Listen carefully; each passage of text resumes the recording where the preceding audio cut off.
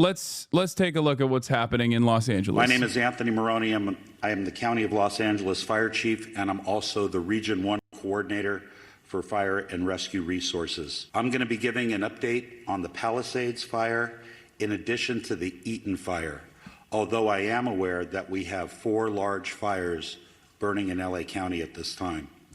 The Palisades fire is located in both LA City and LA County. We are in unified command with the City of Los Angeles Fire Department in addition to CAL FIRE. We have well over 5,000 acres that have burned, and the fire is growing. We have no percentage of containment. We have an estimated 1,000 structures destroyed and also no reported fatalities and a high number of significant injuries to residents who did not evacuate, in addition to first responders. Let me break out the world's smallest violin for those greedy a-holes who have tried to make Palisades and Malibu private beaches for years. Dog, it's not just rich people that are losing their homes. Please stop. Just wait till you find out. They also have like extra fire insurance and protection and stuff like that too. The rich people do. Also, even then, there are workers that live there. But even if it's rich people, like no one should die. Can we please... Can we please not do this? I like that if it's a red state, chat will come in and say, well, they deserved it because they voted for Trump. And then if it's a blue state, they go, okay, they're liberals, but they're also rich. And it's like, no, the entire point of fixing society is so that no one has to, incur harm that is unnecessary. Okay, please. Yeah. And of course, I'm saying that because I live in Los Angeles and I'm rich and I'm demonstrating class solidarity, and not even though I say the exact same thing whenever we're talking about the state of Florida. When we talk about the state of Florida being underwater, everybody comes in and goes, like they voted for Donald Trump. They deserve this. It's like, no, nobody deserves it. Nobody. Yeah, look, my parents have been in this house for 75 years and they've had the same insurance, and these insurance people decided to cancel their fire insurance. We're going to go through this, and it just happened, and they don't have fire insurance. For 75 years.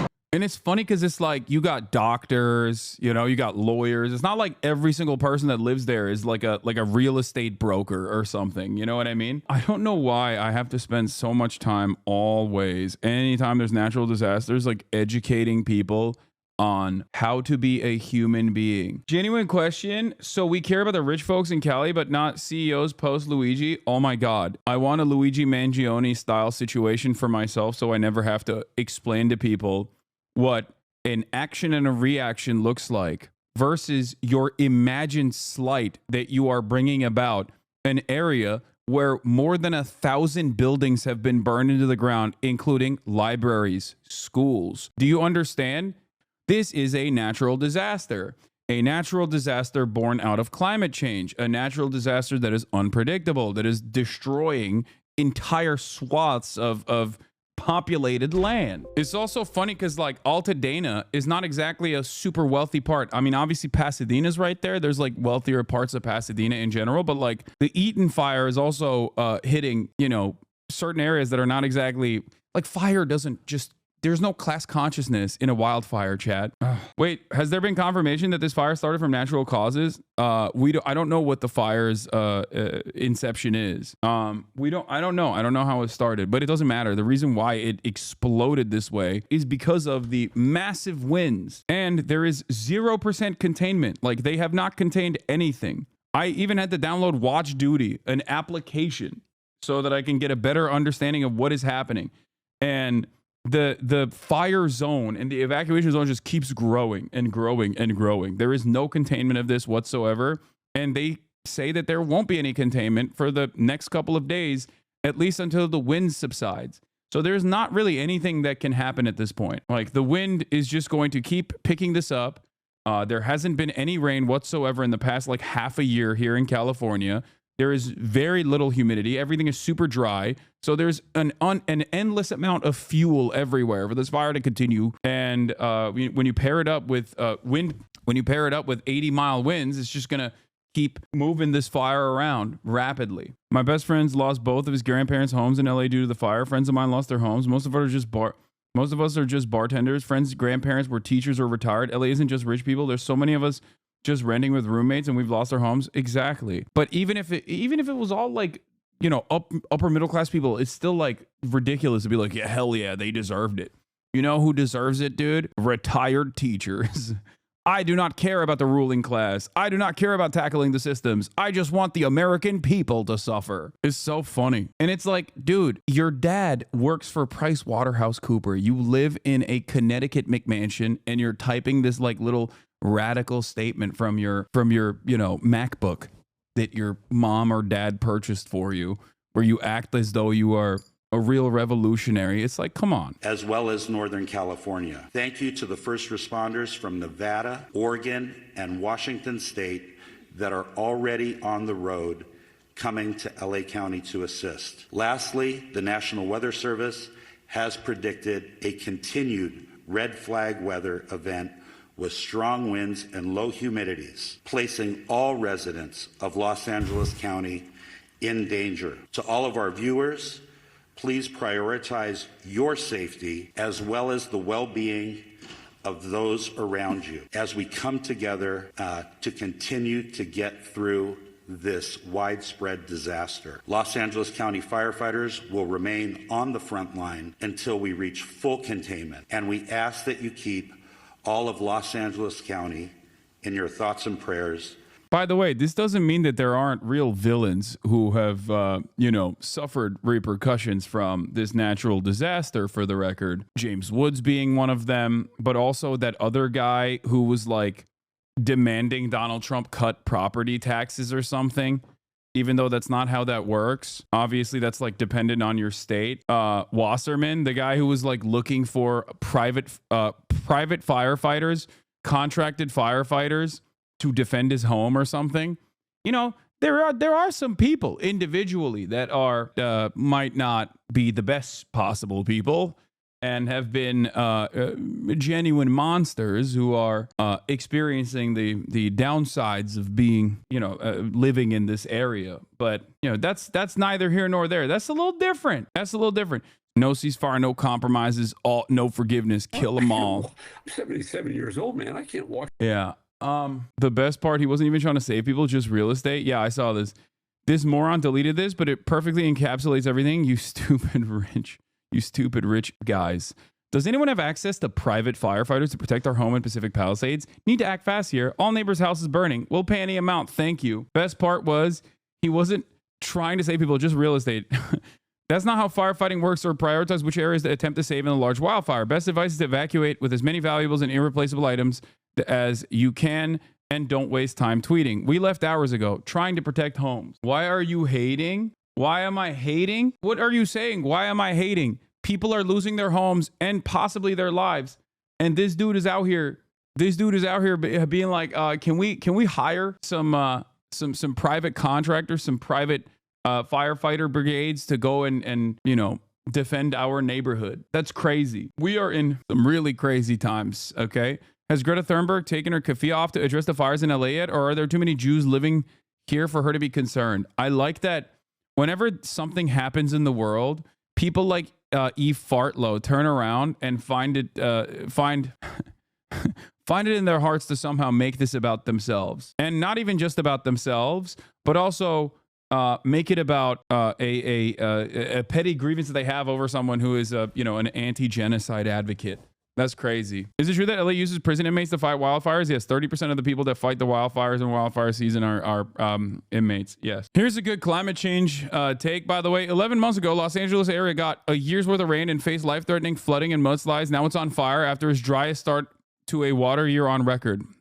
These are the increasing extremes of a warming world. New normal, baby. New normal. And then can't get a firefighting job when they get out. Yeah, we'll talk about that as well. The resolution to stop inmates being used that did not pass in this election. Yeah, listen, the thing is, I don't have an issue with training programs in general. There is obviously all labor done under coercive conditions is going to be slavery. So prison labor is always slavery unconditionally.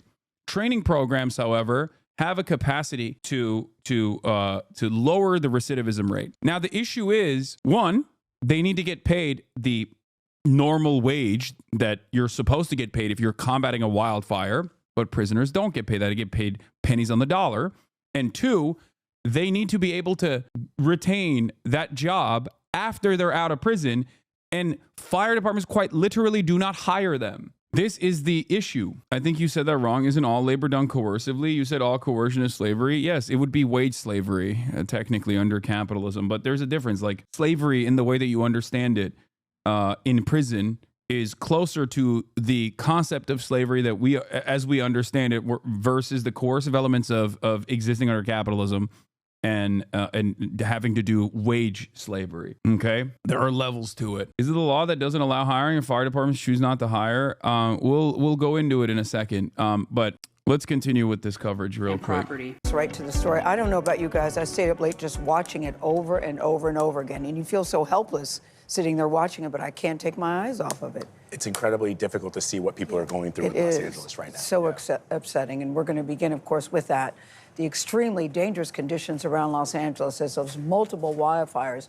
There's a small fire in Koreatown, but like that is escape the Eaton fire to K-Town just to see a new fire start up Western and Beverly. Small fire in K-Town starting up. This is in the middle of the city, far away from the two large fires. This is not most likely not related to anything else, and they will put this down. Like, this is what I mean. This is the reason why I'm not doing real-time coverage on wherever there are new fires popping up, because there's no reason to freak people out like this. That's a separate structural fire that will be taken care of by the fire department. You know what I mean? That's just like, that's the reason why I'm covering things after the fact and looking at mainstream media coverage over what has happened so far. To just burn out of control, including the one you see here. This is the Palisades fire, which has destroyed multiple homes and the businesses, forced tens of thousands of people to evacuate.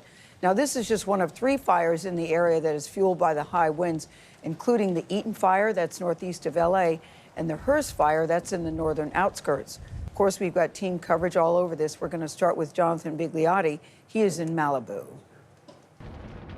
And Gail, good morning to you. Simply put, this is a hellscape. There are so many homes on fire. It is unusual to see a home that is not. We're here on the Pacific Coast Highway in Malibu, and look at what 80-mile-per-hour wind gusts are doing to these flames. This home devoured, the one next to it about to go up in flames as well. Meanwhile, fire crews here stretched thin. We have seen very few here on the road. That's wild, by the way. He's just standing across the street from a house that is lit up, no mask, no protection, just raw dogging earth, okay?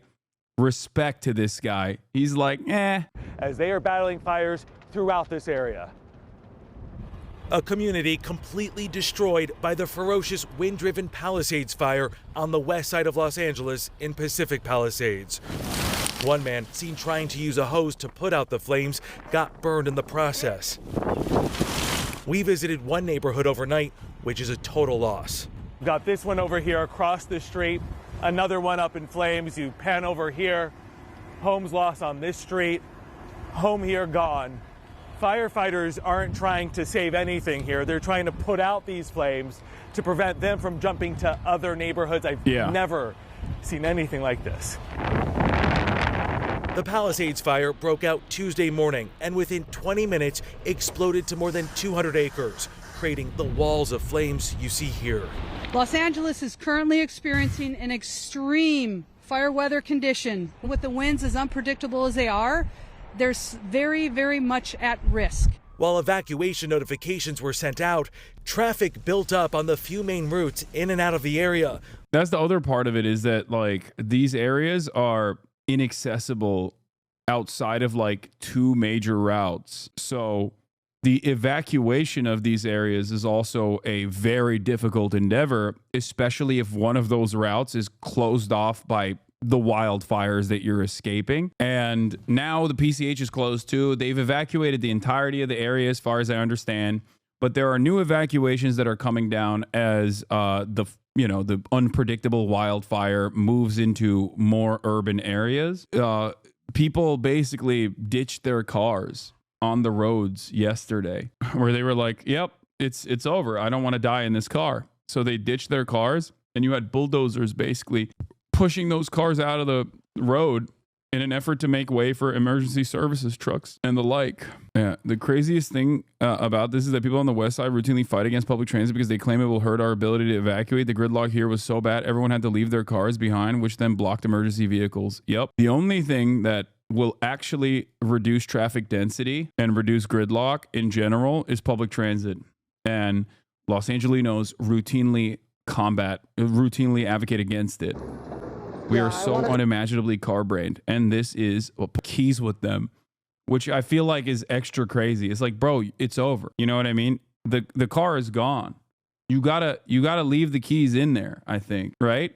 Isn't that the proper protocol at that point? Is done. It's over. You're abandoning the car unless it's attached to your house keys. I mean, even then, you can take the house key out. No, your insurance company will deny your claim. I guess it's like a moment of panic. What they have to do. There are looters. Dude, that's the funniest argument. Yeah, you're right. They're going to loot your car as opposed to this bulldozer that is already pushing your car that is going to be engulfed in flames shortly thereafter. Or looters that are going to go into your house that is about to burn down. Like, what do you mean? Yeah. These are a special kind of looter. Like, what are you going to do? What are you going to do in that situation? Let's say there are looters. Like, people say that about flooding, which is already ridiculous.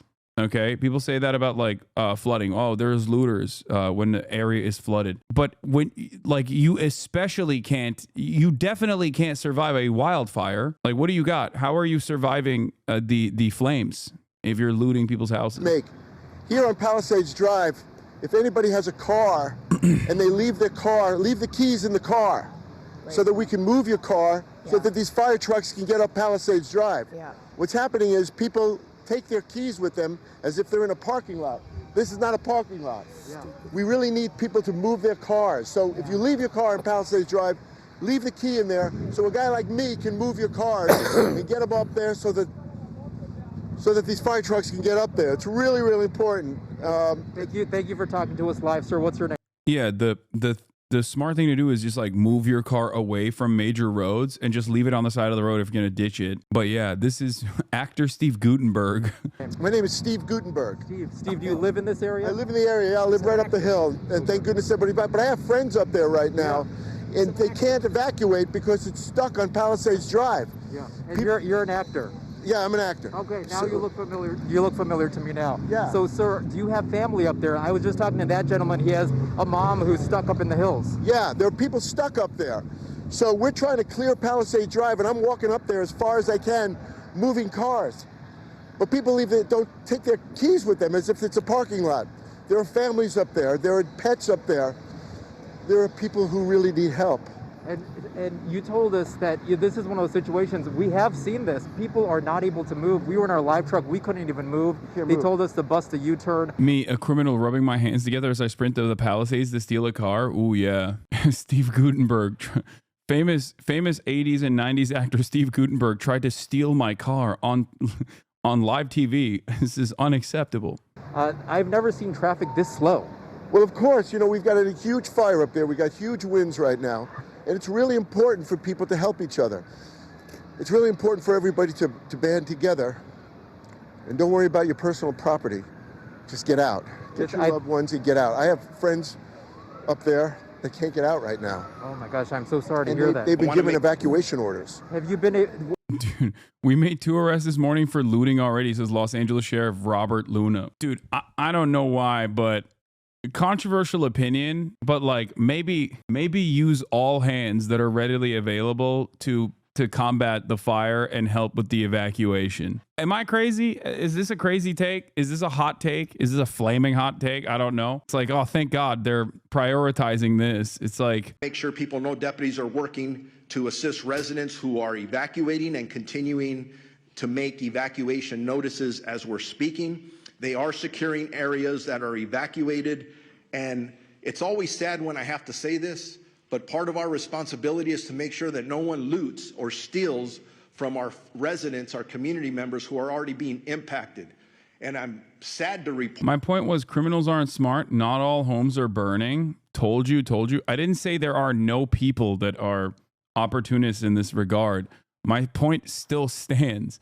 That house is most likely going to burn regardless. What this is ridiculous. Using the finite amount of resources you have on combating looters pre-ban. I don't know why you think so highly of yourself. I don't even care enough to ban you. Like, I think it's ridiculous to be like, oh dude, that's right. We're doing our best to protect the property before it engulfs in flames. We made 2 arrests this morning for looting already. So if you are thinking about coming into any of these areas to steal from our residents, I'm going to tell you something. You're going to be caught, you're going to be arrested, and you're going to be prosecuted. Don't do that. Stay out of these areas. It's only for emergency workers and people who live there. I think that the only thing that is appropriate in the situation is to ensure that no one is in that area. If you're like detaining someone, it is specifically to save them from themselves. I want to make sure people know deputies are working to assist residents who are evacuating and continuing to make evacuation notices as we're speaking. They are securing areas that are evacuated, and it's always sad when I have to say this, but part of our responsibility is to make sure that no one loots or steals from our residents, our community members who are already being impacted. And I'm sad to report we made 2 arrests this morning for looting already. So if you are thinking about coming into any of these areas to steal from our residents, I'm going to tell you something. You're going to be caught, you're going to be arrested, and you're going to be prosecuted. Don't do that. Stay out of these areas. It's only for emergency workers and people who live there. They sent Anderson Cooper. There it is. Area, and looked out my window and you could see black smoke, but there was a Starbucks open and, people are going about their business. It's surreal. It's ominous seeing that in the sky. You drive 30 minutes and, people aren't allowed in this area, thankfully. It's all cordoned off. But 30 minutes away, there is this inferno, and this entire neighborhood has just been devastated. It's hard to wrap your mind around it. Anderson Cooper in Altadena, California. And they're going to kill him, dude. He's quick message to my family members. I just talked to our cousin David, and he and his wife and their kids have gotten out of their home with their dog, but they think that they are going to lose their home as well. To my cousin David, for my mom and dad listening right now. Let's go about 40 miles west to the Pacific Palisades, and CNN's Nick Watt has been there in the thick of the smoke. And Nick, what are you seeing on the ground there? Jake, what we are witnessing here is an urban wildfire, a wildfire right in downtown Pacific Palisades. That's what you're looking at here. The black smoke you can see up there, that's another office building going up. This over here, there is smoke and flames just every which way you look. This is an area where, tens of thousands of people live. It's just gone. Since I was last here, all of this has been destroyed. I'm telling you, my cousin's school burned down, dude. It's gone. An Italian restaurant. This used to be the main street of Pacific Palisades, one of the most salubrious neighborhoods in the country. And, because of the value of the property here, Jake, this could end up being one of the most expensive, one of the costliest wildfires that we have ever seen. Now, as I said, we are in downtown Pacific Palisades. Now, of course, many people have lost homes, over 1,000 structures lost in this fire that will no doubt rise. Injuries, we are also getting some confirmation of a few injuries. Those figures will keep on trickling in. But the next question is, how does this community come back? Both of their grocery stores burned down, their theater burned down, their library burned down, a bunch of the schools burned down, and of course, all of those homes.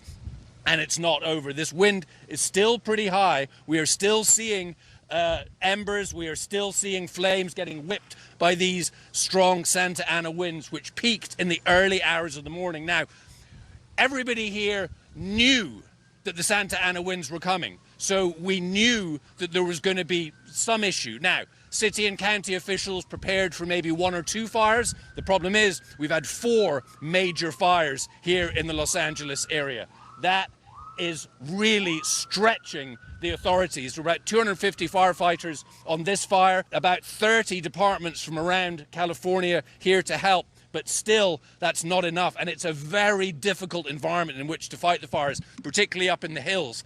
And also the problem is, for a long period of time, they weren't able to get any air assets up in the air. They couldn't get the choppers. They couldn't get the fixed-wing aircraft. Yeah, because the wind is so crazy. Water. So it was people on the ground sweating through 24-hour shifts, 48-hour shifts, trying to contain this blaze. Jake, it's not over, and this will leave scars in this community for decades. Back to you. Nick Watt, thank you. Please stay safe. Joining us now, actor Steve Guttenberg. Cameras caught him earlier, catching him jumping into action as the Palisades fire moved into his neighborhood. He was moving abandoned cars to block the paths. Fire trucks. Steve, thanks for joining us. I'm so sorry it's under these conditions. Tell us what you've seen and heard so far today. Have you been able to make it back to your home in the Palisades? No, I haven't been. We just lost Steve. We will bring him back. Obviously, comms are a real situation at a time of natural disasters. We're going to go back live to Altadena, California, just north of Los Angeles, where people are using anything they can to get anything they can get their hands on to battle the flames. In one case, a kitchen pot of water. Look at that. I mean, that's crazy. Desperate to do anything they can to save their belongings. Seconds earlier, we saw this man risking his life on the roof. Flames burning just feet away. He's trying to save his property. These desperate times as these fires rage. We're going to have more when we come back. We're going to fix the comms with Steve, and we'll be right back. At Fisher Investments, we may... That's crazy. I mean, this is actually crazy. The flames moved in so quickly. People who were trying to evacuate... Some houses may not have fire insurance, brother, or sister. Even if they do have fire insurance, they might no longer have fire insurance. That's another aspect of today's story that we are going to cover. As a matter of fact, California homeowners are reporting that insurance companies recently canceled their fire insurance. With mass flooding, massive fires, and unprecedented climate disasters, the insurance industry is failing millions of people. It's not just California. The home insurance industry is failing Americans across the country. The Florida insurance industry is collapsing, as we know. They panicked. Every car that you see here represents someone or a family that, in that state of fear, thought the best option was to abandon their cars and flee on foot. A bulldozer cleared 100 cars from the roadway to create a path for fire engines. Come on, guys, we gotta go. Our own CBS News crew narrowly escaped flames as the fire grew to encompass the whole town. Governor Gavin Newsom urged residents to heed evacuation orders. Listen to these evacuation orders. We've all been to memorials. I've never been to a memorial for a building.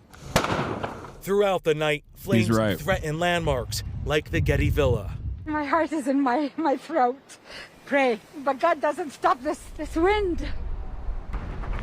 In all of my years covering wildfires, I have never seen anything quite like this. I mean, home after home in iconic Malibu destroyed. There are more homes on fire than men and women that can get to them. The LA Fire Department calling on all backup reserves off duty to come into service for the first time in 19 years.